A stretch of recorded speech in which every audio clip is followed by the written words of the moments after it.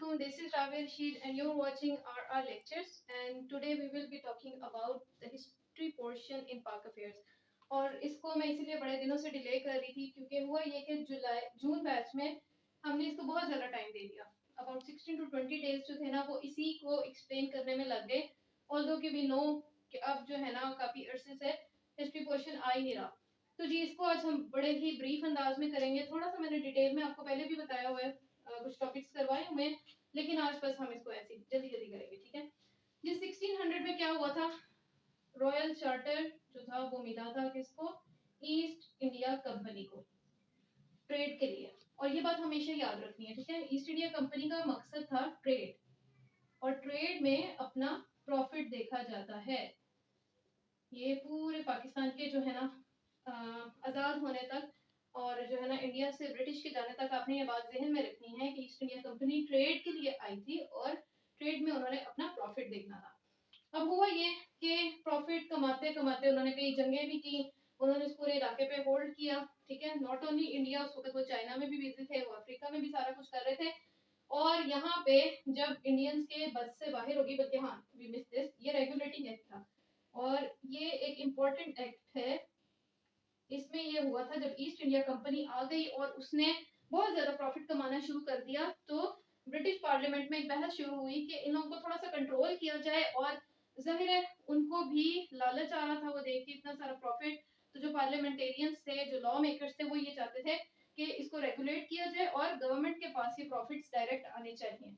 तो इस सिलसिले में उन्होंने सेट ऑफ लॉज इंट्रोड्यूस करवाए जिसको रेगुलेटिंग एक्ट भी कहा जाता है. और इस एक्ट के जरिए और उसके बाद आने वाले सब सीक्वेंट एक्ट्स आते रहे, कुछ पिट्स इंडिया एक्ट और इस तरह के, जिसमें आहिस्ता आहिस्ता कंपनी को गवर्नमेंट के कंट्रोल में लाया गया. पहले वो एक आजाद कंपनी थी. ठीक है, उसको क्वीन ने चार्टर जरूर दिया हुआ था लेकिन गवर्नमेंट के कंट्रोल में वो नहीं थी. लेकिन आहिस्ता आहिस्ता रेगुलेटिंग एक्ट के बाद वो गवर्नमेंट के कंट्रोल में आई.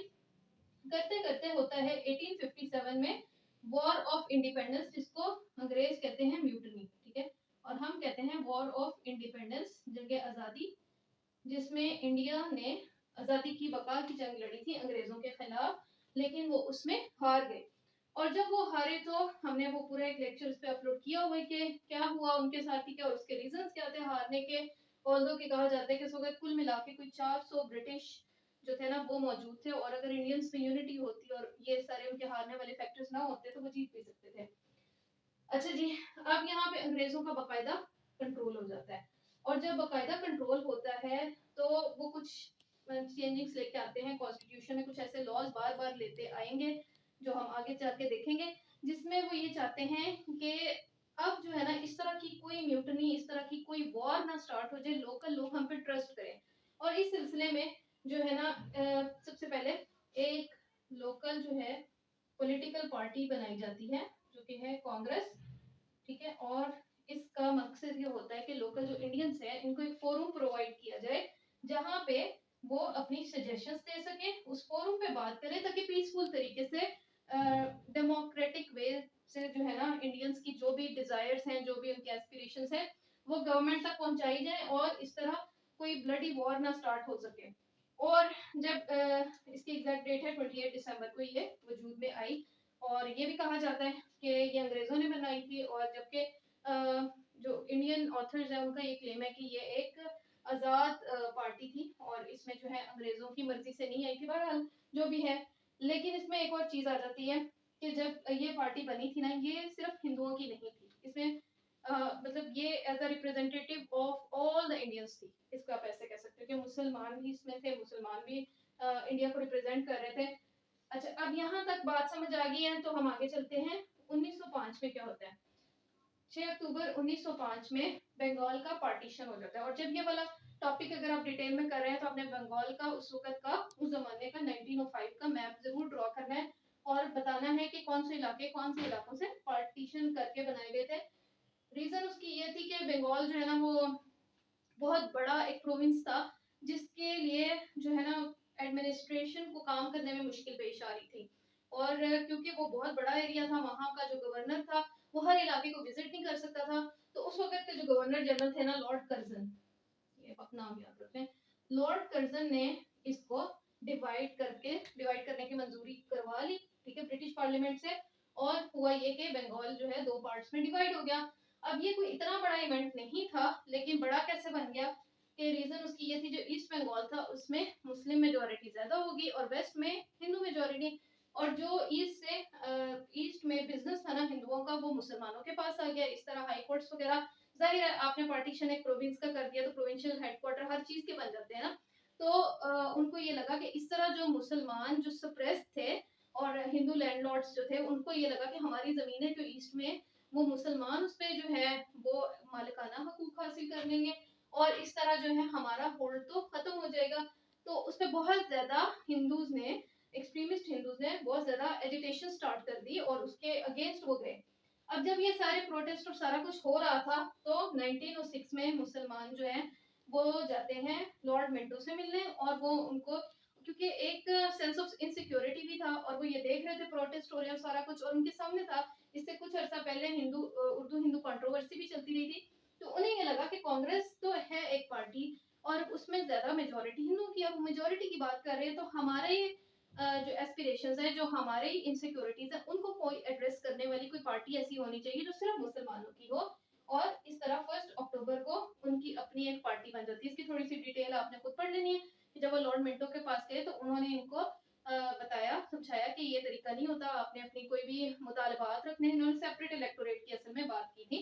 तो उन्होंने कहा कि आप अपनी जो है ना एक जमात बना लें, फिर आप जो है उसके ज़रिए उस पॉलिटिकल पार्टी के फोरम से आप अपनी जो है डिमांड्स हैं वो सामने रखें, वो ब्रिटिश पार्लियामेंट में भेजें अपनी एप्लीकेशन में, जो वो बिल होगा वो जो भी है वो अप्रूव होके आएगा। तो ये गवर्नमेंट के काम करने का तरीका है। इस तरह नहीं होता कि आप हमारे पास आए हैं डायरेक्ट और हम आपकी कोई बात, तो इसको ज़रा जो है ना लीगल वे से लेके चले। तो बहरहाल इस पे हिंदुओं का एक रिएक्शन आया, जो उन्होंने कहा कि जो लॉर्ड मिंटो ने जो मशवरा दिया ना, इसका मतलब ये है कि ये अंग्रेजों की सरपरस्ती में जमात बनी है, ठीक है। तो यहाँ पे एक कॉन्फ्लिक्ट ऑफ आइडियाज आ जाते हैं कि मुसलमान कहते हैं कि कांग्रेस, क्योंकि ह्यूम जो थे वो इसके फाउंडर थे, इसकी बैक पे थे कांग्रेस के। तो मुसलमान ये कहते हैं कि कांग्रेस अंग्रेजों ने बनाई थी, और कांग्रेस ये कहती है कि जो मुस्लिम लीग थी उसके ऊपर अंग्रेजों का हाथ था, वो उन्होंने बनाई थी। खैर जो भी बात है, और जो है खैर अब आ जाते हैं 1911 में। तो क्या होता है कि जो पार्टीशन ऑफ बंगाल हुआ था ना, इस पार्टीशन का क्या हो जाती है, एनलमेंट। ठीक है, I hope my spellings are correct. अगर नहीं है तो आप कमेंट्स में बता दीजिएगा। और कभी कभी कंफ्यूजन हो जाती है, ठीक है, छोटी छोटी चीजें जहन से निकल जाती हैं। तो एनलमेंट हो जाती है, यानी पार्टीशन का जो फैसला था वो वापस ले लिया जाता है, कैंसिल कर दिया जाता है पार्टीशन को। ऑल्दो के लॉर्ड मिंटो ने बहुत दफा मुसलमानों को, जब भी वो परेशान होकर ये बात कहते थे कि कहीं दोबारा तो पार्टीशन का फैसला वापस नहीं ले लिया जाएगा, तो वो कहते थे कि it is a settled fact, और अब जो है ना जो बात सेटल हो चुकी हो ना, तो बहुत मुश्किल है गवर्नमेंट अपने फैसले वापस ले। लेकिन हमने देखा 1911 में हिंदू एक्सट्रीमिस्ट के सामने उन्होंने हथियार डाल दिए ब्रिटिश हुकूमत ने, और उन्होंने क्या किया कि ये फैसला वापस ले गया। इसकी डिटेल में कुछ ये भी है कि जो किंग जॉर्ज था उसकी कोरोनेशन सेरेमनी होनी थी दिल्ली दरबार में। तो वहां पे, और ये एमसीक्यू भी आया हुआ है ना कि कौन सा दरबार था, तो उन्होंने कहा था, हिंदुओं ने कहा था कि हम ये कोरोनेशन जो है ना इतनी पीसफुली होने ही नहीं देंगे, हम बहुत ज्यादा एजिटेशन करेंगे। तो फिर जो वहाँ की उस वक्त की ब्रिटिश एडमिनिस्ट्रेशन थी, उन्होंने अपने मतलब सिर्फ सुकून की खातिर ये किया कि किंग के आने के लिए एक माहौल तैयार किया कि हिंदू जो है एजिटेट ना करें, और इससे मुसलमानों को बड़ा एक धचका लगा, उनके लिए बड़ा सेटबैक था। उन्होंने ये बात की कि अच्छा, अगर हम एजिटेशन नहीं करते, हम पीसफुली बात करते हैं, तो इसका मतलब है हमारी तो कोई बात ही नहीं सुनी जाती। और अगर कोई शख्स शोर करे और जो है प्रोटेस्ट करते हैं, तो इसका मतलब है कि उनकी बात मान ली जाएगी। तो इसके बाद से मुस्लिम लीग का थोड़ा सा स्टांस चेंज होना शुरू हो गया। और जब आप इसके पॉइंट्स पढ़ते हैं ना कि मुस्लिम लीग जो बनी थी, तो वो 3 पॉइंट्स थे, उसमें एक ये था कि हम ब्रिटिश गवर्नमेंट के साथ लॉयल्टी होगी। तो ये चीज अब आहिस्ता आहिस्ता बदलती जा रही है, क्योंकि वो देखते हैं कि ब्रिटिश गवर्नमेंट हर मौके पे इनका साथ नहीं देती। तो वो लॉयल्टी वाला सेंटीमेंट जो है ना, जो कि इसके पॉइंट्स में था, वो आहिस्ता आहिस्ता बदलता जा रहा है। फिर जी 1909 में वी ऑल नो क्या हुआ था, मिंटो मॉर्ले रिफॉर्म्स। और इस रिफॉर्म्स में क्या बात मानी गई थी, सबसे मेन बेसिक चीज यही है, ठीक है। और भी चीजें थी, ठीक है, वो उसी से रिलेटेड है, जैसे रेगुलेटिंग एक्ट में था, और आगे आगे चेंजेस आती गई कि स्ट्रक्चर क्या होना चाहिए, गवर्नर जनरल की जो काउंसिल है उसमें मेंबर्स कितने होने चाहिए, वो सारा कुछ ना, वो इतनी कोई इंपॉर्टेंट चीजें नहीं है, लेकिन अगर समझने के लिहाज से अच्छी हैं। तो वो आप देख लीजिएगा कि उसमें और क्या क्या क्या था कि इंपीरियल काउंसिल के मेंबर कितने होंगे, गवर्नर जनरल की काउंसिल में मेंबर कितने होंगे और ये वो। अच्छा जी, फिर आ जाए जी 1913 में क्या होता है कि मुस्लिम लीग का इंटरनल मेकअप चेंज होने लग जाता है। कैसे? इसमें आते हैं, नया खून आना शुरू होता है, यानी नौजवान आगे आना शुरू होते हैं। पहले आप देखते हैं जब 1906 में बनती है ना मुस्लिम लीग, तो उसमें नवाब और इस तरह ना काफी एजेड किस्म के, काफी मेच्योर किस्म के लोग थे। लेकिन 1913 में, I am forgetting the name, वजीर अली कुछ इस तरह का नाम था, यंग लोग आगे आते हैं, उनके पास लीडरशिप आती है और वो क्या करते हैं कि वो एक बड़ा प्रोएक्टिव किस्म का स्टांस लेते हैं कि जी अंग्रेज तो ऐसे कर रहे हैं तो हमें तो ऐसे लेना चाहिए। और इसमें हम देखते हैं कि बहुत ज्यादा वोकल हो जाती है मुस्लिम लीग, और यही दौर होता है जब मुस्लिम लीग जो है वो अवाम में बहुत ज्यादा जगह बनाने लग जाती है। फिर आज 1915 में क्या होता है? 1915 में जी लखनऊ पैक्ट होता है और इसे कहा जाता है honeymoon of Hindu Muslim unity. ठीक है, साउंड्स फनी, लेकिन ये जो है ना, इसमें कायदे आजम की कोशिशों से और जो कह लें कि moderate elements in the Congress, उनकी उन तरफ से भी ये कोशिश थी कि हिंदू मुस्लिम यूनिटी हो जाए और ये लोग आपस में जो है ना क्या कहेंगे, मिलके जो है ना ब्रिटेन के खिलाफ अपनी जो है कोशिशें वो जारी करें। अच्छा जी, ये होता है फॉर अ शॉर्ट वॉयल। ठीक है, 1915 मैंने लिखा स्टार्ट, इसलिए कोशिशें 1915 में हुई थी, एग्जैक्ट डेट इसकी 1916 है, सो डोंट गेट कंफ्यूज। और इसको देख भी लेना इसकी एग्जैक्ट डेट क्या है, आई गेस कहीं एमसीक्यू भी आया होगा। ठीक है, अब जी 1919 आ जाता है। 1919 में तीन इंपॉर्टेंट काम होते हैं। कौन कौन से? सबसे पहले जी मोंटेजू क्लेंसफोर्ड, मोंटेजू क्लेंसफोर्ड रिफॉर्म्स, और इसे गवर्नमेंट ऑफ इंडिया एक्ट 1919 भी कहा जाता है। इसमें क्या हुआ था? मोस्ट इंपॉर्टेंट थिंग इसमें dyarchy was introduced. Dyarchy, system of dyarchy बहुत इंपॉर्टेंट है, इसको आपने देख लेना है। और एक बात और याद रखें कि चाहे 2019 से हिस्ट्री वाला पोर्शन नहीं आ रहा पाक अफेयर्स में, लेकिन आपको पता है कि एफपीएससी इज अनप्रेडिक्टेबल, तो ये भी होता है कि कभी examiner, paper setter, paper maker change हो जाता है। तो कोई ऐसा पेपर मेकर आ गया जिसको हिस्ट्री वाला पोर्शन अच्छा लगता हुआ, तो उसने आपको इस तरह के क्वेश्चंस दे देने हैं। तो इसलिए आपने तैयारी अच्छी करनी और डायआर्की को अच्छी तरह से समझ लेना। डायआर्की बेसिकली मींस टू या ड्यूल फॉर्म ऑफ गवर्नमेंट, जिसमें पैरेलल दो गवर्नमेंट चल रही होती है, और जब सेंटर प्रोविंस रिलेशन पे भी अगर आपको कोई चीज आती है और उसका अगर बैकग्राउंड देना पड़ जाए, तो आपने उसमें डायआर्की का लाजमी जिक्र करना है।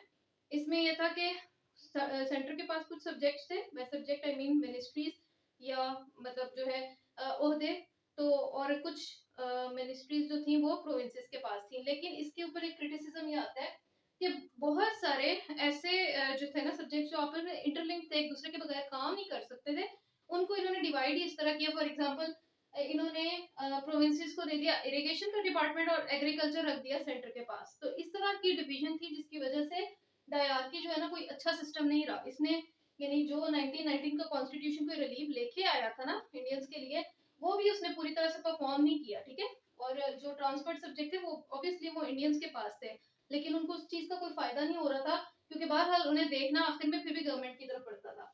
अच्छा जी, 13 अप्रैल को क्या होता है? जलियांवाला बाग इंसिडेंट होता है, जलियांवाला बाग मैसेकर। क्या हुआ था इसमें? जनरल डायर का आपको नाम जो है याद ही होगा, पता ही होगा, उसने ओपन कर दिया था फायर इनोसेंट इंडियंस के ऊपर जो कि एक पीसफुल प्रोटेस्ट कर रहे थे, और इस वजह से एक बहुत ज्यादा अपराइजिंग आई। तीसरा काम इसमें क्या हुआ था कि इसमें खिलाफत मूवमेंट स्टार्ट हो जाती है।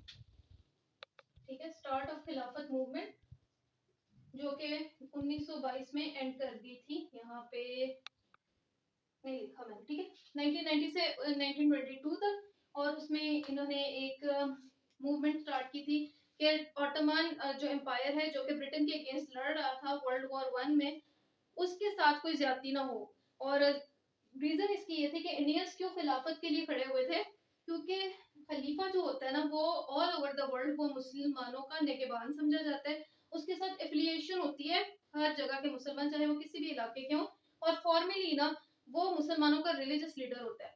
तो इस वजह से टर्की के साथ जो है ना मुसलमानों के बहुत ज़्यादा सेंटिमेंट्स जुड़े हुए थे, और एक डेलीगेशन भी गया था प्राइम मिनिस्टर क्लेमेंट एटली से मिलने, और उनको कहा था लॉयड जॉर्ज साइगस, उनसे कहा था कि आप जो है ना टर्की को उस तरह डिवाइड नहीं करेंगे जिस तरह आपने जर्मनी के साथ किया।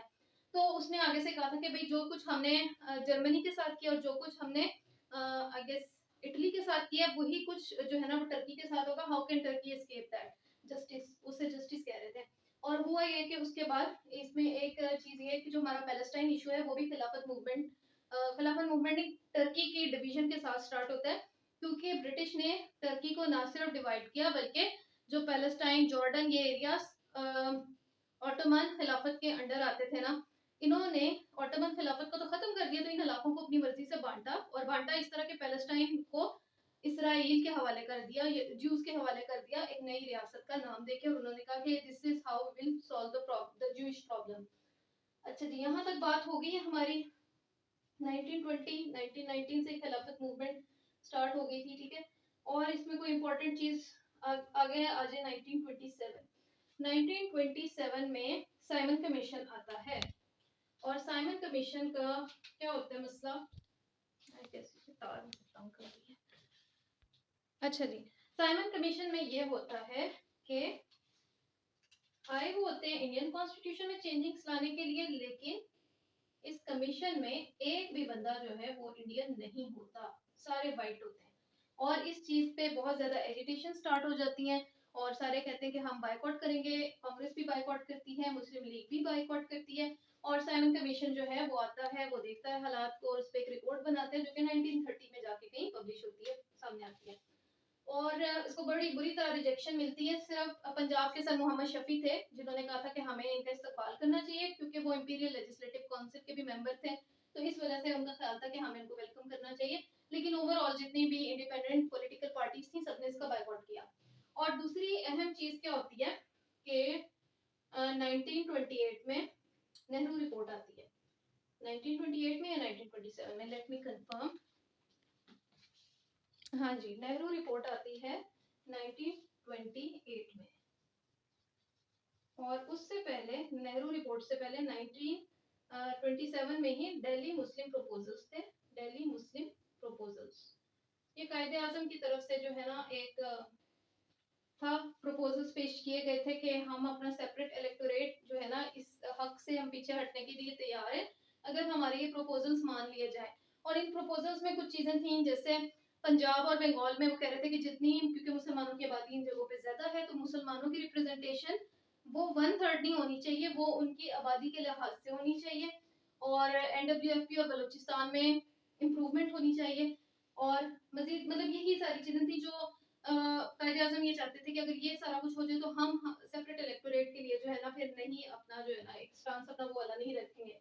इसके जवाब में नेहरू रिपोर्ट आती है। नेहरू रिपोर्ट से साबित हो जाता है कि हिंदू और मुस्लिम इनकी यूनिटी कभी भी नहीं हो सकती, क्योंकि नेहरू रिपोर्ट में ना हर उस बात को निगेट किया जाता है जो मुसलमान पॉलिटिकली एस्पायर कर रहे थे। फॉर एग्जांपल उसमें सेपरेट इलेक्टोरेट को बिल्कुल रिजेक्ट कर दिया जाता है।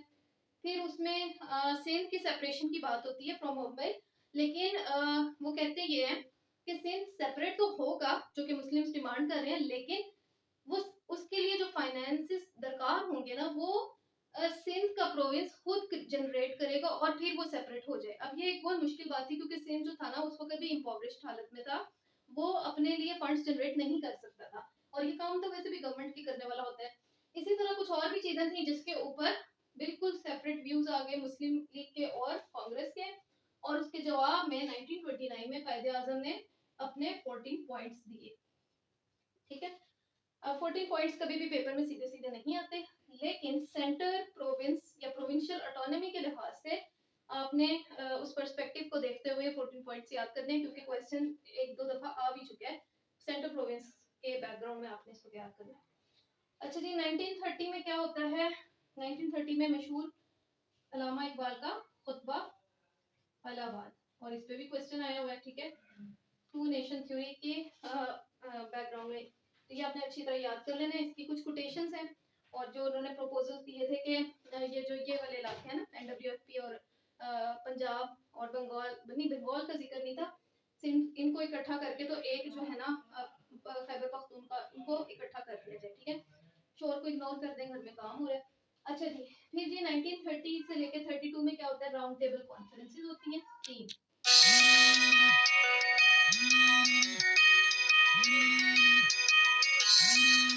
टेबल कॉन्फ्रेंसेस में कोई खास डेवलपमेंट नहीं होती। शुरू में कांग्रेस में गांधी नाराज हो जाते हैं और फिर गांधी अर्विन पैक्ट होता है। लॉर्ड अर्विन जो उस वक्त के वाइसरॉय थे, वो जाके गांधी को मनाते हैं, कुछ टर्म्स एंड कंडीशन साइन होती हैं और गांधी जी जब मान जाते हैं तो फिर वो राउंड टेबल कॉन्फ्रेंस में आते हैं। और जो लास्ट राउंड टेबल कॉन्फ्रेंस होती है उसमें तो कोई भी नहीं आने को तैयार होता। और उसके बाद इसमें एक इम्पॉर्टेंट चीज है, 16 अगस्त 1932 को आता है मैकडोनल्ड, रैमसे मैकडोनल्ड का communal award. Ramsay McDonald important है एमसीक्यू के लिहाज से, ठीक है। इसका कम्युनल अवार्ड था जिसमें माइनॉरिटीज को राइट्स देने की बात की थी और इस पे ही गांधी को इशू था। और वो ये कहते थे कि ये चीज एक्चुअली जो है ना हिंदुइज्म में दरारें डालने के लिए है।